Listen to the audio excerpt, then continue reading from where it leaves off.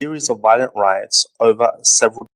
The July 2009 Urumchi Massacre were a series of violent riots over a several-day period that broke out on 5th of July 2009 in Urumchi, the capital of Chinese-occupied East Turkestan. The first day's rioting, which involved thousands of Uyghurs, began as a protest that escalated into violent attacks. China's People's Armed Police were deployed, and 2 days later, hundreds of Han people clashed with both police and Uyghurs. The PRC officials said that a total of 197 people died, most of whom were Hans, with 1,721 others injured, and many vehicles and buildings destroyed. Many Uyghurs disappeared during wide-scale police sweeps in the days following the riots. Human Rights Watch documented 43 cases and said figures for real disappearances were likely to be much higher. Rioting began when the police confronted the march, calling for a full investigation into the Shaoguan incident, a brawl in southern China several days earlier in which 2 Uyghurs had been killed. However, observers disagree on what caused the protest to become violent. Now, what was the Shaoguan incident? The Shaoguan incident was a civil disturbance which took place overnight on the 26th of June 2009 in Guangdong, China. A violent dispute erupted between migrant Uyghurs and Han Chinese workers at a toy factory in Shaoguan as a result of false allegations of the sexual assault of Han Chinese females by a group of Uyghur co-workers, which led to at least 2 Uyghurs being violently killed by angry Han Chinese men, although other reports indicate a higher death toll, and some 118 people injured, most of whom were Uyghurs. The Chinese central government alleges that the riots themselves were planned from abroad by the World Uyghur Congress and its leader at that time, Rabi Kadir. While Kadir denies fomenting the violence in her fight for Uyghur self-determination, Uyghur exile groups claim that the escalation was caused by the police's use of excessive force. Chinese media coverage of the Urumchi riots was extensive and was compared favorably to that of the unrest in Tibet in 2008. When the riots began, telephone and internet connections with East Turkestan were cut off. In the weeks that followed, official sources reported that 1,000 Uyghurs were arrested and detained. Uyghur-run mosques were temporarily closed. The communication limitations and armed police presence remained in place as of January 2010. By November 2009, over 400 individuals faced criminal charges for their actions during the riots. 9 were executed in November 2009, and by February 2010, at least 26 had received death sentences. After the initial 5th of July protests/riots/massacre, the city remained tense while journalists invited into the city witnessed confrontational scenes between Chinese troops and Uyghurs, demanding the release of family members who they said had been arbitrarily arrested. Uyghur women told reporters that police entered Uyghur districts on the night of July 6th, burst through doors, pulled men and boys from their beds, and rounded up 100 suspects. By 7th of July, officials reported that 1,434 suspected rioters had been arrested. A group of 200 to 300 Uyghur women assembled on 7th of July to protest what they said was indiscriminate detention of Uyghur men. The protest led to a tense confrontation with police forces. Kadir claimed that nearly 10,000 people had gone missing overnight. Human Rights Watch later documented 43 cases of Uyghur men who disappeared after being taken by Chinese security forces in large-scale sweeps of Uyghur neighborhoods overnight on the 6th and 7th of July, and said that this was likely to be just the tip of the iceberg. Human Rights Watch alleged that young men, mostly in their 20s, had been unlawfully arrested and have not been seen or heard from as of the 20th of October 2009. On 7th of July, there were large-scale armed demonstrations by ethnic Han in Urumchi. Conflicting estimates of the Han demonstrators' numbers were reported by the Western media and varied from hundreds to as high as 10,000. The Times reported that smaller fights were frequently breaking out between Uyghurs and Han. Police used tear gas and roadblocks in an attempt to disperse the demonstration and urged Han citizens over loudspeakers to calm down and let the police do their job. Since the July 5th Urumchi riots in 2009, Things have not gotten any better for the Uyghurs in Chinese-occupied Turkestan. In fact, it's gotten worse, with millions detained in concentration camps. It is hard to say when these atrocities will end, but we know this for sure. We will never forget what happened on July 5th, 2009. China continues to detain, torture, and kill Uyghurs simply for being a Uyghur. And until the world decides to step up and do something about it, these modern-day 21st century Nazis are going to continue to destroy the lives of not just the Uyghurs, but also other groups within China that simply want to live a free life, speak freely, practice their religion freely, bring up their kids in a free society.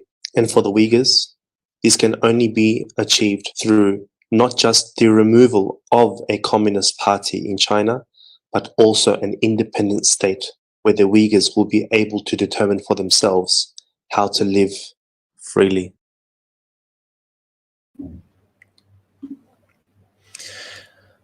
Assalamu alaikum, dear brothers and sisters. Peace be upon you all. I have a very special guest with me today.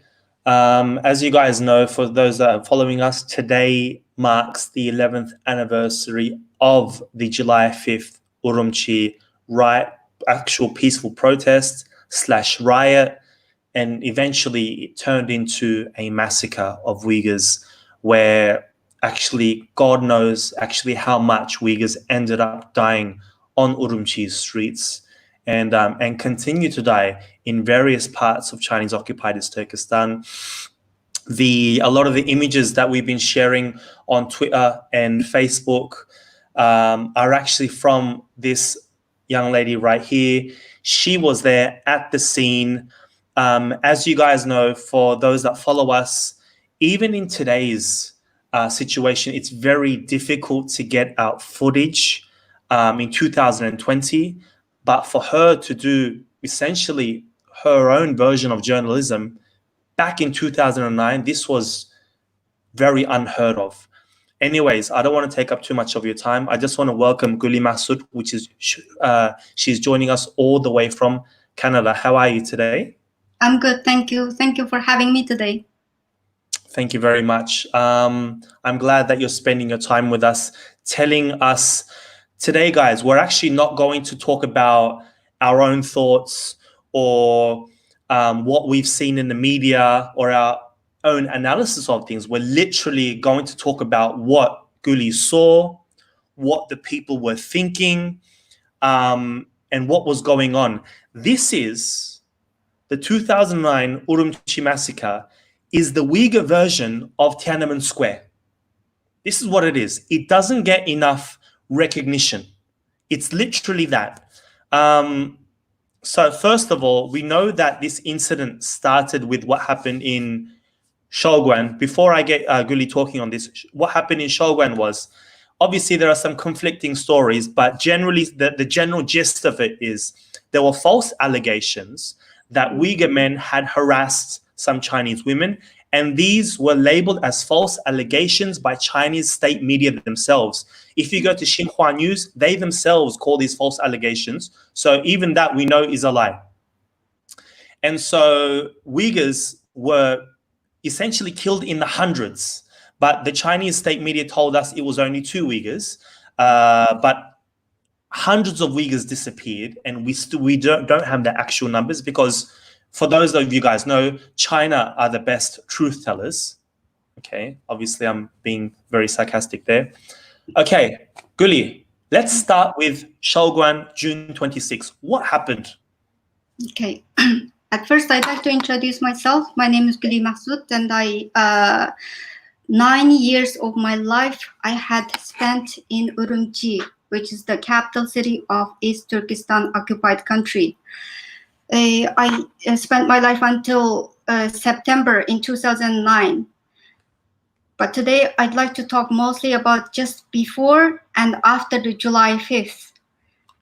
Thank you for mentioning the very critical situation that happened in Guangdong, Shaoguan. That is the reason we, thousands of Uyghur students were on the streets for protesting. It was a peaceful protest. I would like to start my story with the peaceful protest. All social media in China all talking about only the violence, but I would like to share all of my stories that which I shared my videos and the pictures on the Twitter. And thank you for sharing with me for everything. You can go ahead with the Twitter, the sharing my footage. Yes, so guys, that's what I'm going to do. As Guly talks, I'm going to actually put up the images that she herself took. But before we actually get into what happened in Urumchi, I want to talk about Shogwan.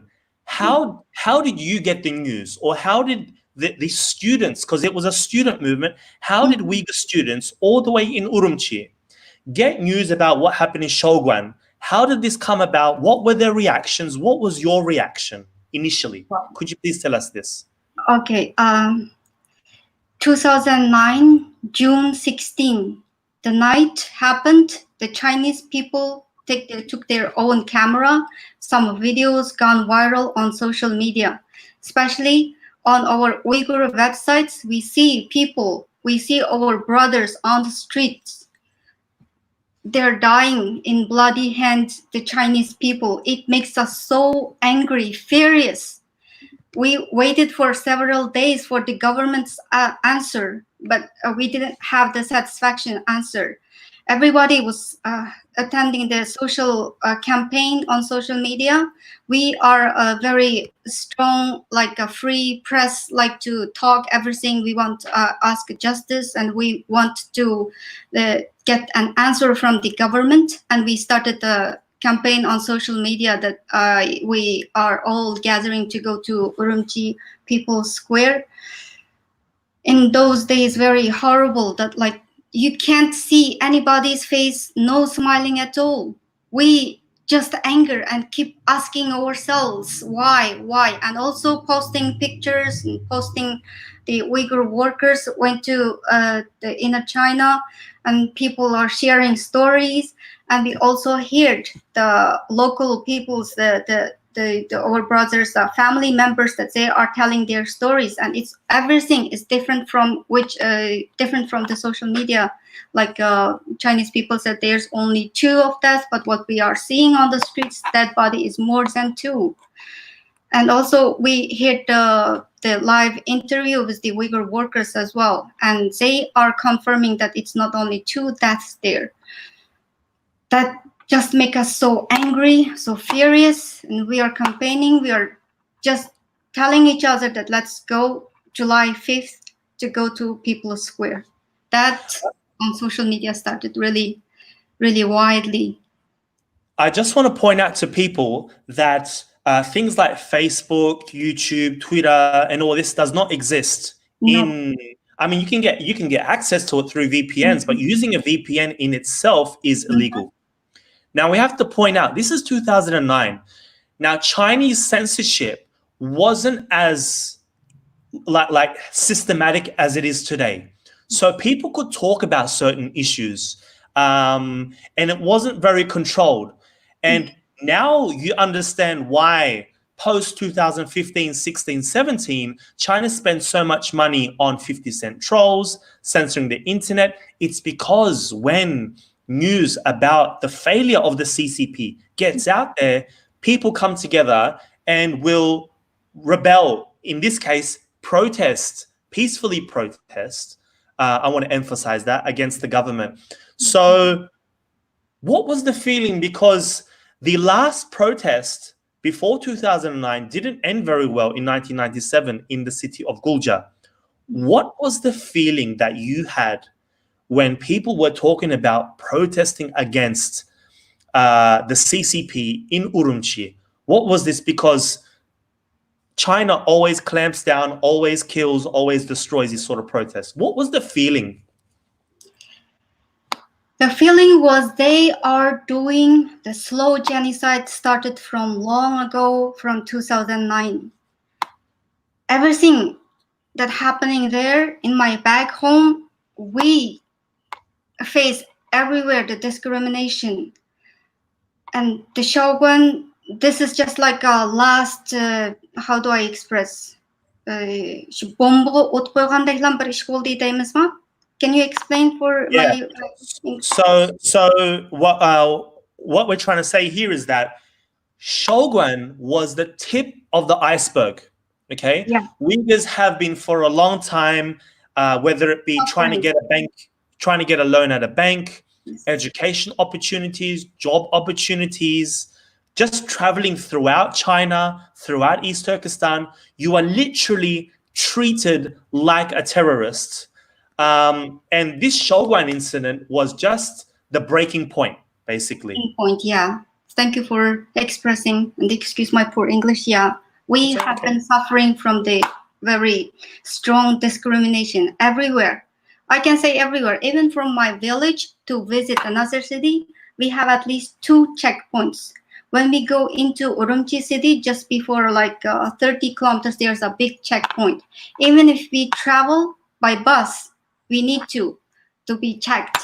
And that checkpoint is only for Uyghur people. We have a very big difference, appearance difference with the Han Chinese people, you know, with big eyes. So everywhere discrimination. As soon as they see the Uyghur people, everything is get difficult. Even go to schools and they're giving good jobs only for priority for Han Chinese people.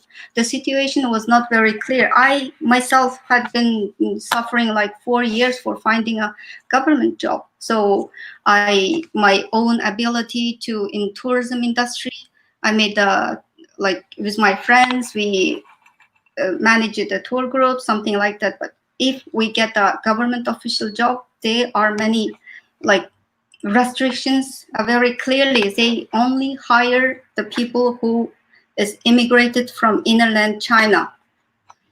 Even applying Yeah. bank loans as well. So Yeah, there seems to be something on your table. If you could not, yeah, a bit of metal. Anyways, these images are actually just before the start of the protest.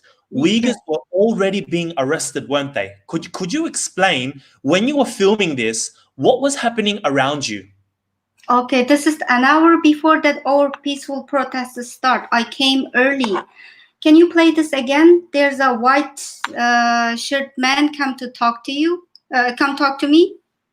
No. Just the right current one. When I This go one? there, I Yeah. see many soldiers, many policemen, also like policemen with no uniform. Yeah. When I taking this video, I have been already like find out with the local authority. I think it's the he is the CCP member. Look at this guy. He came to me and asked me to what you doing. Ah, okay. There was a guy running by. Yeah, Okay, I and immediately turned off my camera at that time. I know what I am doing, but I have to be very careful. See those young Uyghur boys, they are like, some of them even teenagers, I can say, in their 20s, like 16 years old, 15 years old, even some of them are kids. They take away for this guy. nothing. Maybe some of them just came out for a fresh air, just walking around the people's. Maybe some of them even don't know what is happening there. The guy came to me and asked me, "What am I doing?" And I know he's the government officials. Comes and asked me, "What are you doing?" And looking at my camera, I said, "I come from Turpan, and this is my vacation time. I came to People's Square. I just pretend to be a tourist. I lied because I have to." But I was taking the videos. That's the very, very historical moment. I know what I am doing, but I have a great fear. I could have been arrested at that time. So Yeah, these images are amazing. I mean, clearly you are secretly filming. How did you get this footage out of East Turkestan?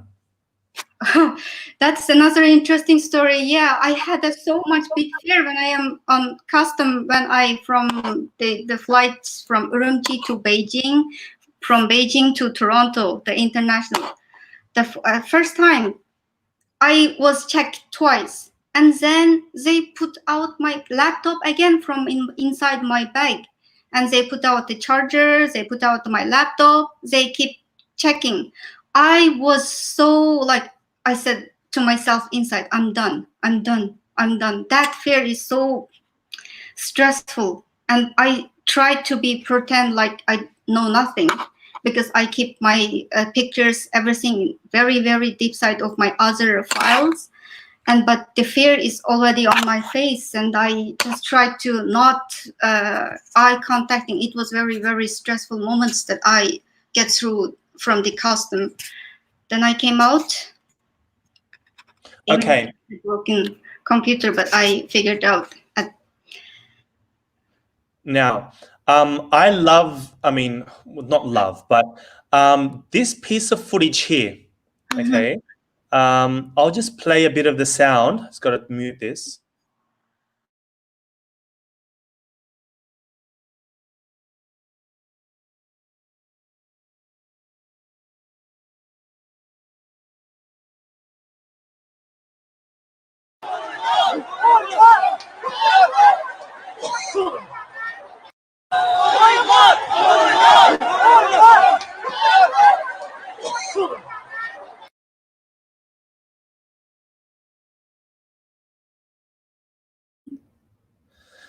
Now there, they were chanting Uyghur, Uyghur, Uyghur. Were there any other words that they used, chants that they used? What were people saying to each other? What was that feeling amongst you guys out there? Let me tell you, one word, Uyghur, Uyghur, Uyghur. We were shouting. That includes everything. We want justice. We want freedom speech. We want. There are lots of. We are against the discrimination that we have been facing. Just one word. That includes everything. Well, were there any, because I saw another clip where they're only chanting the word Uyghur. Were there any other chants? Did they go justice or freedom? Did they say anything else? Or did that one word mean everything? One word, everything. All the way from People's Square, like another 3 kilometers to the what we call the Yan'an Road, which is very close to another the center of Uyghur community, and as well as there are lots of police, and they made already the protected area, but the local Uyghurs, that area, all the way to there, we were shouting, Uyghur, Uyghur, Uyghur. Then everything, the traffic, the bus stopped, everything on street is empty, only us. And we suddenly, all of them just sitting down on the street, and we are talking to each other just like the people we are facing, and they asking about the government. Did say any news from the government, etc. And then we stood up. We can't do anything here for sitting. Let's get up. And then go to the police. They rounded that area. This is the beginning of the protest, that we are all shouting at Uyghur, Uyghur, Uyghur. That Uyghur, one word. Let me tell you again that Uyghur includes everything, because we have a strong desire for justice, for freedom speech, for freedom religious, for everything. Thanks. Now, the protest started off peaceful. When did things go wrong? When did this turn into a riot?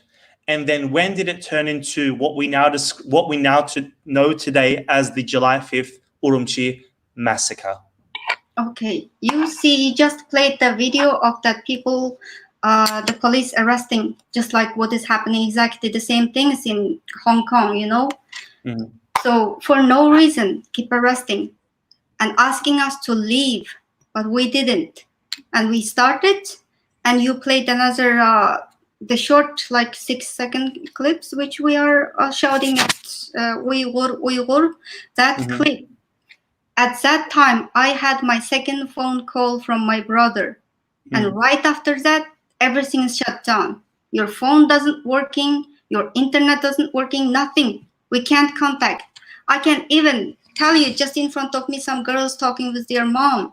That phone is no. Everything is not working.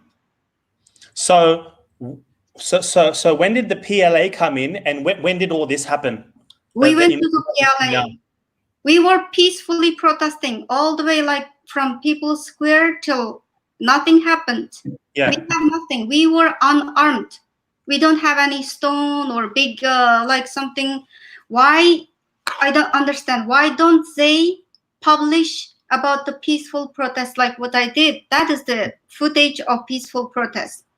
Then everything is gone to when we go to the police, and I know people are like just spreading all over and just screaming, the yelling.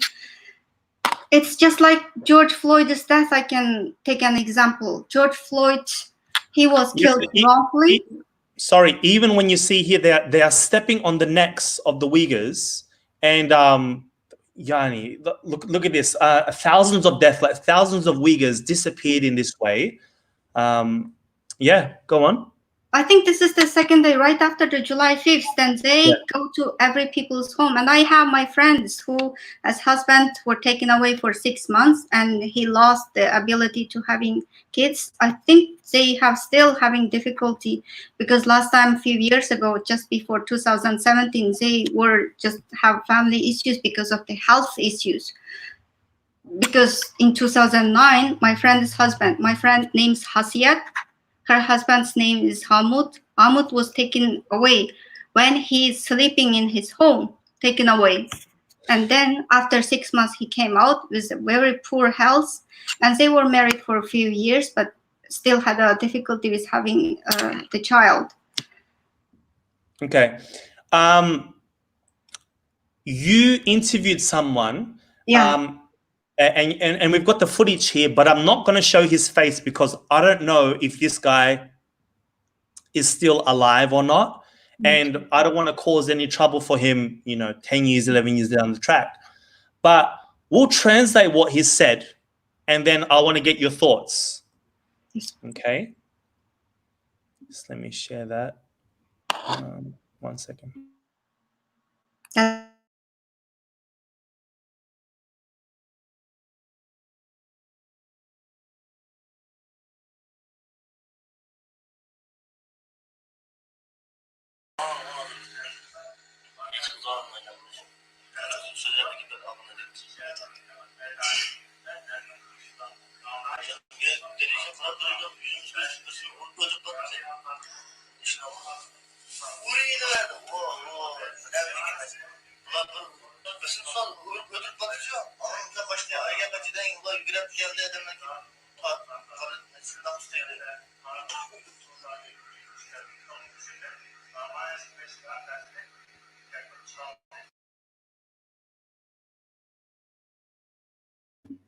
So that was some grainy image. I didn't want to show the actual image. I just wanted the voice. In Uyghur, in the Uyghur language, what was the man saying to you? Okay, that was the second day of July 5th. He was describing me what he saw at midnight. So this was July 6th. Yeah. 1 day after, or like 10, 11, 12 hours after the July 5th massacre. And what was he describing? He, if you hear the Uyghur language, you can translate into Chinese. At first, I'd like to tell him a little bit about him, that he was from the Turpan, came to that was the first day, July 5th, that was the first day, came to Urumchi.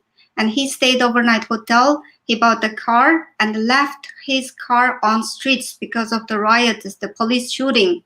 And then he just ran into a hotel room. And I was planning to go back to home, and he was my friend, and I went to his hotel and secretly taking record of what he's saying. And maybe it's because of my I worked as a tour guide, and I like to watching many documentary films, and I saw some journalists do that and secretly taking videos. And I talked to him.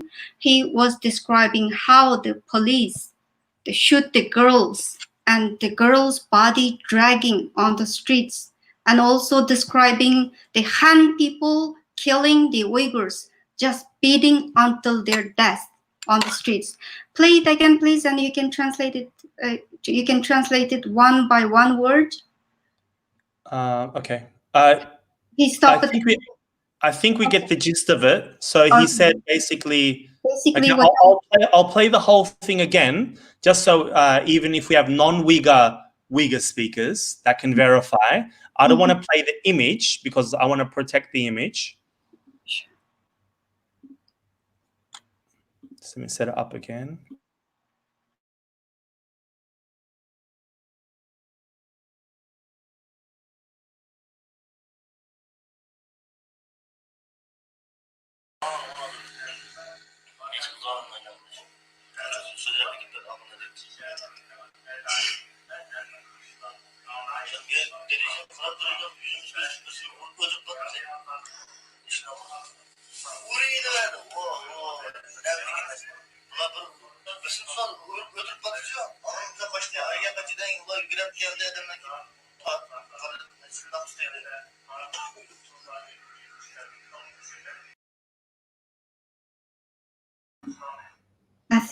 Several deaths, the shootings, the bang, bang, bang shootings, and girls dying.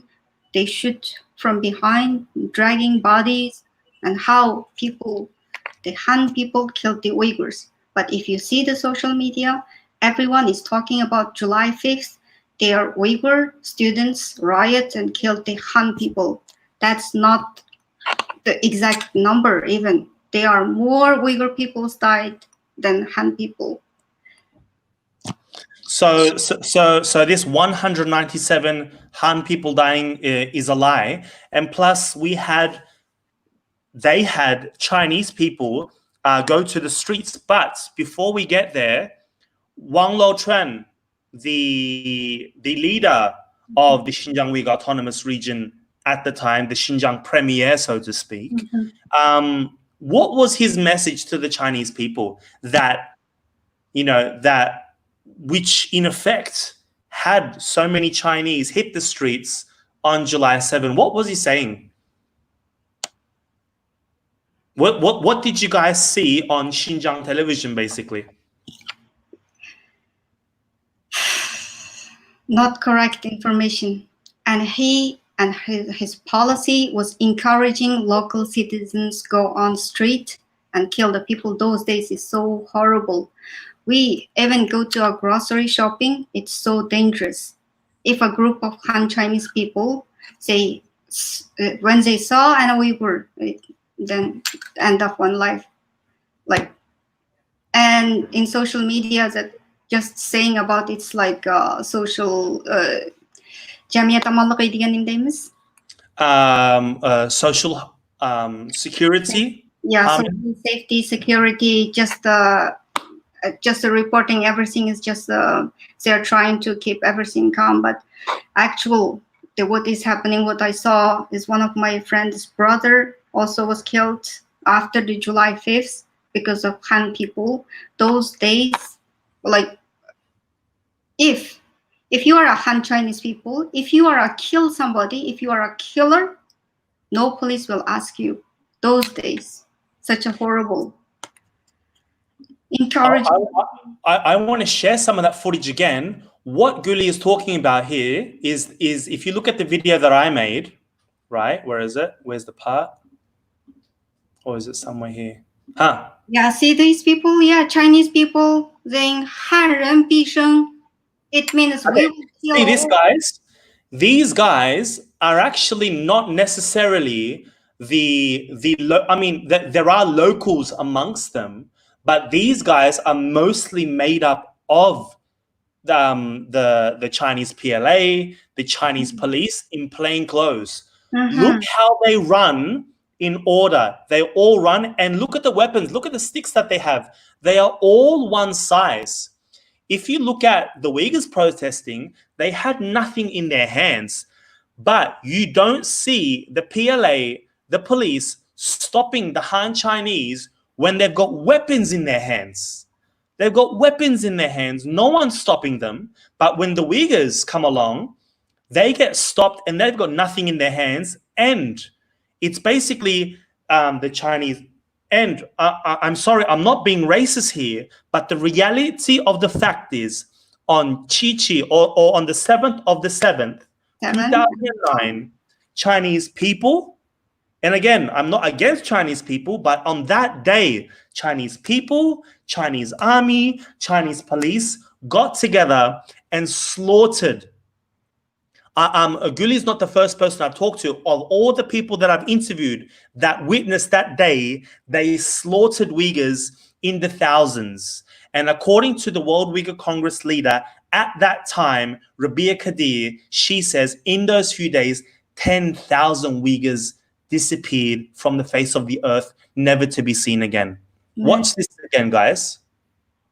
Many. I saw the next few. I stayed in Urumchi city until September. Look at these guys. There are police around, old and young and everyone, with shovels. Look at this. No one's stopping these guys. Look at this. The army's around them. No one's stopping them. See, the police are urging them on.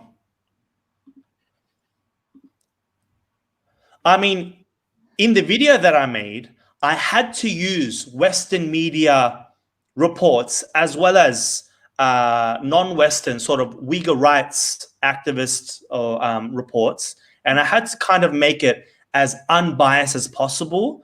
But when you talk to witnesses on the street, they tell a totally different story, guys. Please continue, Guly. What happened? So could you tell, I mean, were you on the streets on July 7th when the Chinese or the plainclothes Chinese army came out to slaughter the Uyghurs? Or what was being said? In those days, sorry, I just tried to keep away from the police because I know what I did. And I know everywhere is camera, so I have the fear from my inside. I don't want to delete my footage of all videos and pictures, and also it's keeping them is dangerous. So when I am going on streets like July 6, July 7, even July 6 for interviewing my friend, that was the first time I saw tanks or just so many soldiers. Like it's just like a war zone. Like streets are so that. Fearful that I just try to keep myself alive and staying away from the police. Even when I see them from far distance, I try to not to looking at them when I see them. But my brother has own experience with those kind of like plain clothes. Just we were trying to stay alive is the main tasks, I can say. So these are some images of Uyghurs being sentenced to long-term jail sentences. Some were sentenced to death. Some were executed. What was the narrative that was being fed to you guys through CCP propaganda? How were the Uyghurs being described? They described as a terrorist. They described as the rioters. They said we killed many Han people, we burned shops, we smashed the buses, and we burned the police car. That is the very ending of our peaceful protest. They break into something like very ugly situation. They didn't publish anything about our peaceful protests and our demands. Nothing about it. Just like after George Floyd death, just like people protesting and it became very ugly, like some violence happened, exactly the same situation. The Chinese media only publishing about the ugly side. I say these sentences, these Uyghur young people were innocent. Now, Western media, however, was brought in eventually. Were these images that I'm about to play for you? This was shot by AFP was there, AP was there, various other media sources were there. I'm going to play these images for you. I'm not going to have the actually I'll put the volume on for this. No, actually I'll leave it.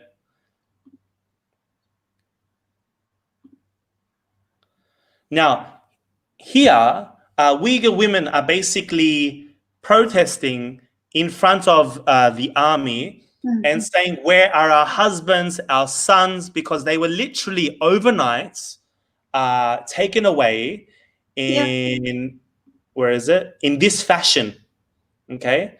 Yeah, Tawan. They were taken away in this fashion, dragged, treated like animals, treated like dogs. Did you guys ever see those images of the women? And did you guys see these images where the Uyghurs are being rounded up in this fashion?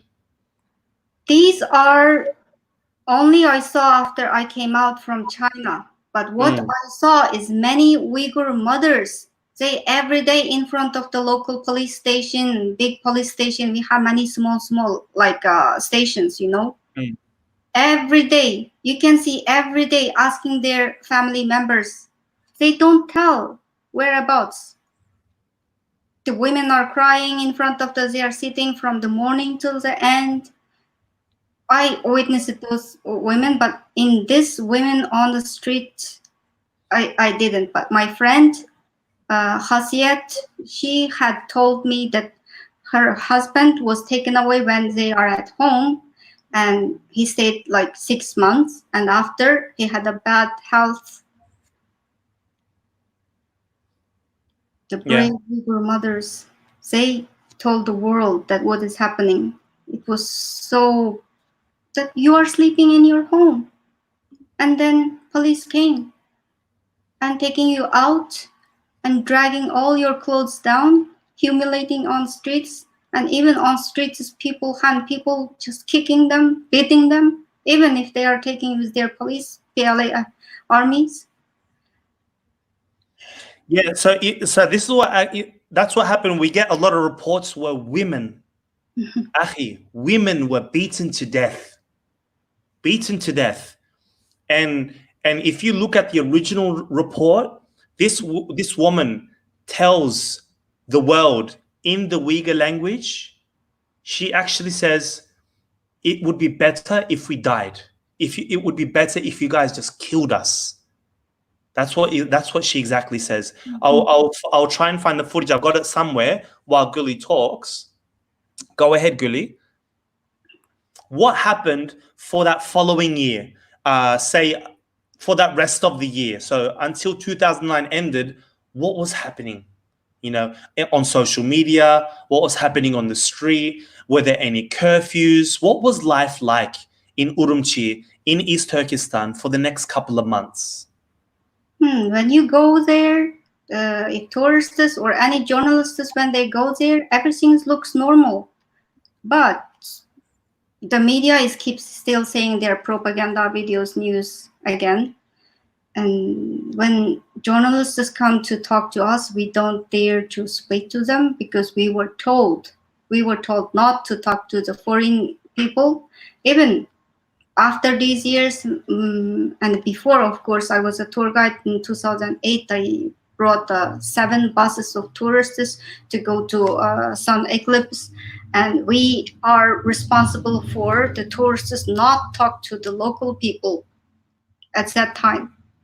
After the July 5th, 2009, things getting worse and worse, never getting better. We still have like everything is still the same. The discrimination everywhere. As long as you are an Uyghur and you will be stopped everywhere when you go to the police, when you go to the airport, because I go to airport a lot. When we driving, if somebody in the car is the Uyghur, they said they just randomly checked, but they check only the Uyghur people. Go on. Yeah, after July 5th, and I stayed in up until September, but I still kept visiting on my vacations because most of my youth life is in Urumchi city, so still keep witnessing the injustice to the Uyghur people. Guys, listen to the footage of the woman. We're going to translate it for you. And, you know, we're going to translate it for you. Look what that woman had to say.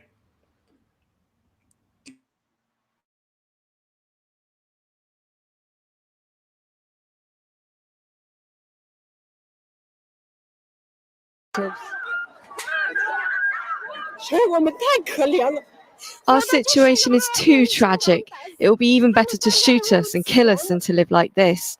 The people that protested the other day on the riots, men and women, we heard they were killed and died in a very, very tragic way.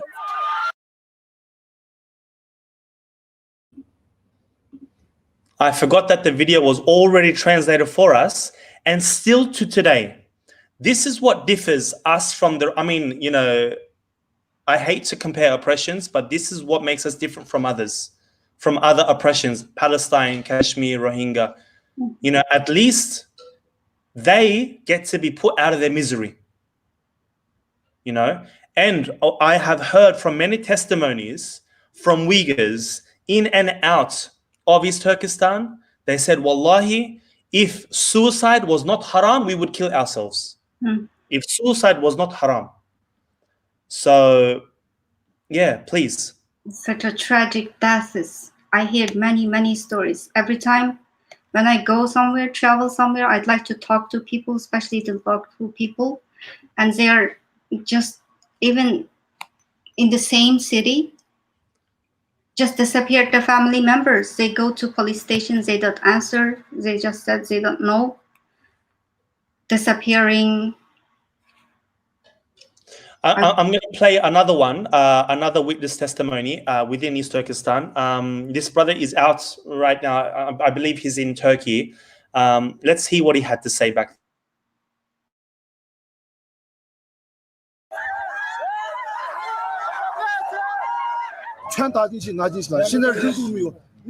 They took them all away and took them inside. They took all the women and they have not released them yet. There are also children, 7 and 8 years old, all inside. China has no law. The law only protects some people.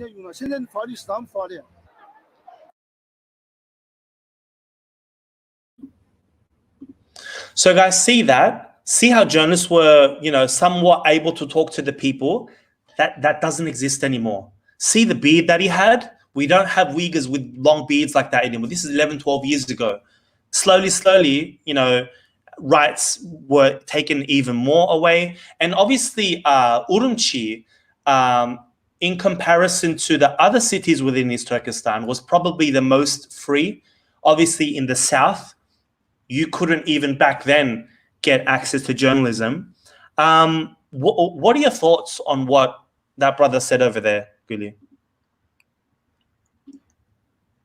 Just wrongfully killing people, just now I am back to my old memories that my brain is like, I'm sorry. I got a comment here by brother Anwar. He says, for that next year, and I experienced this, I remember this, I couldn't call loved ones or relatives back home because the internet, you couldn't even get, we used to use international phone cards. They're still available. There was no, you couldn't contact, literally it wouldn't go through. What was that feeling when you couldn't, people couldn't get contact with the outside world? I mean, normally you couldn't, but even still, what was the vibe for that, for the next 12 months? We are living like in a black, like, how do I say, just blocked area. No freedom at all, just like a police state, they check everything. We don't have any freedom to, it's so hard to visiting from one city to another, so many checkpoints, and we don't have the internet connection. Before the July 5th, at least we can see the internet Uyghur websites, like we have very popular 3 big websites that we can get more information. After that, we are not allowed to talk about the July 5th. We are not allowed to talk to the journalists. It's just like bir караңгы өңкүрнүң ичиге ташлап койгондой, кудуктун ичиге ташлап аткандай деген эмне деймиз, бир. So it felt like you were put into a black hole. Absolutely cut out the connection outside the world. We Uyghur people like have strong desire, like doing everything is freely, but everything is limited, and our priority is just stay alive, not to be detained. Just your thoughts now. the obvious question. I don't want to talk about your predictions for the future of East Turkestan. I want to ask you, what are your hopes? Are you hopeful? For example, we've got various political things happening in the USA. Certain European countries are taking things on board. What do you hope for, for your homeland for the future? My biggest hope is get independence. If we get our independent country, it solves everything. Independence solves everything, like freedom of speech, freedom of religious, trust your God in your own way. And we just want independence. After the US passed the Uyghur bill, I have more, and we approaching our final goal to get our own the independent country. So I am more hopeful to on our journey to be get freedom. Okay. Is there anything else that you'd like to add? Was there anything that I forgot to ask you that you wanted to point out? Now's your chance to do so.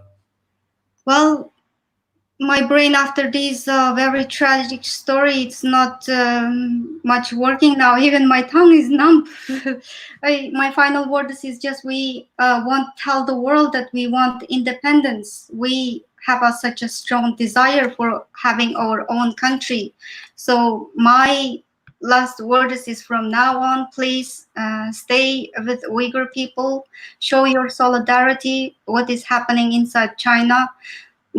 Just to start with your home, like tell your family members that what is happening to Uyghurs in China. So we at least at the beginning to spread the awareness and follow Uyghur activists. And Uyghur activists is the voice of our voiceless people in our homeland. So follow us and especially the Arslan and Talk to East Turkestan page. And I very much thank you for sharing my footage, those the videos and pictures. And I thank you very much for having me today. No, thank you. I'm sure you didn't realize that the footage that you took back then were going to be so valuable for us as evidence against this machine, this sick, horrific, terrible regime, these modern day 21st century Nazis, that is the Chinese Communist Party. Guys, I want to thank you, Guly Mahsut, for spending your time with us, telling your story. I want to thank everyone that's joined us. Make sure you guys like, share, subscribe to our channel, share the video, get the message out there. I still think we're at a sort of educational stage, trying to educate the mentality behind the CCP, what the Uyghurs go through on a daily basis.